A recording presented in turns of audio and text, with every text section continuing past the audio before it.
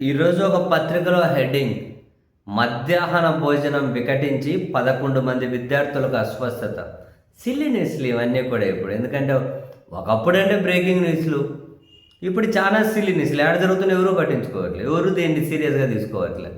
భోజనం తిని వికటించి ఆసుపత్రులు పాలవడం ఏంది? ఎన్ని చోట్ల చూస్తూనే ఉన్నాం.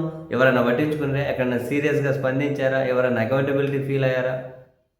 సిల్లీ న్యూస్లు అయిపోయినాయి ఇవన్నీ. అరే, వైఎస్ఆర్ జిల్లా ప్రొద్దుటూరు మున్సిపల్ హై స్కూల్లో ఫుడ్ పాయిజనింగ్, వంట ఏజెన్సీ నిర్వాహకురాలు టీడీపీ కౌన్సిలర్ అట. వైఎస్ఆర్ జిల్లా ప్రొద్దుటూరు పట్టణంలోని వసంతపేట మున్సిపల్ ఉన్నత పాఠశాలలో ఫుడ్ పాయిజన్తో 11 మంది విద్యార్థులు అస్వస్థతకు గురయ్యారు. దాదాపు 350 మంది విద్యార్థులు రోజు తరహాలోనే శుక్రవారం మధ్యాహ్నం పాఠశాలలో భోజనం చేశారట. మొదటగా పప్పు తిన్న 11 మంది తీవ్ర అస్వస్థతకు గురవడంతో సిబ్బంది అప్రమత్తమయ్యారట. భోజనాలను నిలిపేసి విద్యార్థులను ఇంటికి పంపేశారట. వాంతులు, కడుపు నొప్పితో తీవ్రంగా ఇబ్బంది పడుతున్న 11 మందిని ప్రధాన ఉపాధ్యాయుడు స్థానిక జిల్లా ప్రభుత్వ ఆసుపత్రికి తరలించారట. వీరిలో 7 బాలికలు, 4 బాలురు ఉన్నారట. హై స్కూల్లో మధ్యాహ్న భోజన ఏజెన్సీని 29వ ward TDP councillor Mothukuri Jayalakshmi నిర్వహిస్తూ ఉన్నారట.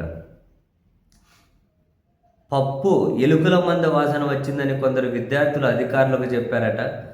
మరికొందరు నాఫ్తలిన్ గోళీల వాసన వచ్చిందని చెప్పారట. దీనిపైన విచారణ జరగాల్సి ఉందట. మరోవైపు సంఘటనకు కారణమైన హై స్కూల్ వంట ఏజెన్సీ నిర్వాహకులను తొలగిస్తున్నట్లు జిల్లా విద్యాధికారి శంషుద్దీన్ తెలిపారట. కందిపప్పుతో పాటు నీటిని పరీక్షలు చేయిస్తామని, ఇందులో ఎవరిదైనా నిర్లక్ష్యం ఉందని తెలిస్తే వారిపై చర్యలు తీసుకుంటామని విద్యాధికారి చెప్పారట. శంషుద్దీన్తో పాటు మున్సిపల్ కమిషనర్ రవిచంద్రారెడ్డి, జిల్లా వైద్య ఆరోగ్య శాఖలు వీళ్ళు విద్యార్థులతో అయితే మాట్లాడారట.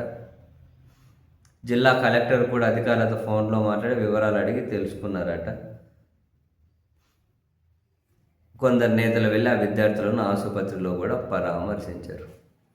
సిల్లీ న్యూస్లేండి ఇవన్నీ. ఎవరు పట్టించుకుంటారు? ఎన్ని చోట్ల జరుగుతూ ఉన్నాయి. పిల్లలకు పెట్టి తిండి మంచిగా మానిటరింగ్ చేయకపోవడం ఏంటి, ఇట్లా జరగడం ఏంటి? ఆడ చూసినా ఎన్ని చోట్ల గురుకుల పాఠశాల అని చెప్పి, ఇంకొక పాఠశాల అని చెప్పి, ఇంకో స్కూల్ అని, ఇప్పుడు ఇంకో మున్సిపల్ స్కూల్ అని.